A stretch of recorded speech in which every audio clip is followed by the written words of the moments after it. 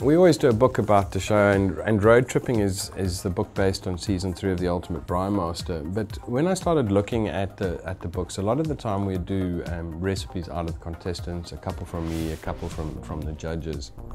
But I thought that we'd done that, you know, so and although you get great recipes out of the series every year, I was like, how do we actually change what we're doing on a book based on the series? And I started looking at what keeps us sane on the road, and it's quite a relevant question when you're doing road trips. You know, you've got to choose your companions carefully, because you know, if there's one that you don't get along with, they can ruin the road trip. And then I started speaking to all the crew, you know. Andrew Faber, the director on the show, his happy place is when he's making a spatchcock chicken. And what he'll do is he'll go and score his chicken, he'll spatchcock it, and then he'll invite a couple of people around for a K around his fire. So spatchcock chicken's in the book. There's playlists in the book. There's emergency survival kits to take on the road. What do you take on the road with you that keeps you happy? And it's everything from sort of Bluetooth music boxes, so you can have your own playlist and your own tunes wherever you are, right down to I need my sunnies, my hat, that sort of environment. And then obviously there's the food in the game as well. And I mean, there's like a recipe I'm really proud of. We were filming in Luderitz and we were doing a whole thing on snook.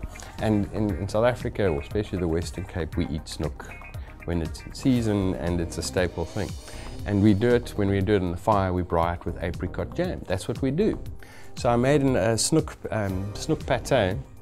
You smoke the fish and all the rest, and then just put apricot jam on top of that, and then clarified butter. So now you've got a snook pate that's got all those flavors that you're used to, but you can dip it in one, smear it onto bread, and eat it just like that. There's oyster burgers, you know. There's Braai banana brandy splits, where you're injecting bananas with brandy and putting caramel over them and cream, and then eating. I mean, you just can't go wrong with those flavors. So, in short, the book is something that everyone should take on the road with them. It's how you keep yourself sane on the road through what you do, the games you play, and the food that you eat. Two of my favorite recipes from the book. I'm gonna get back to some of my favorites. The snook pate is amazing for me. I love that evolution. I was like, why did no one ever think of this before?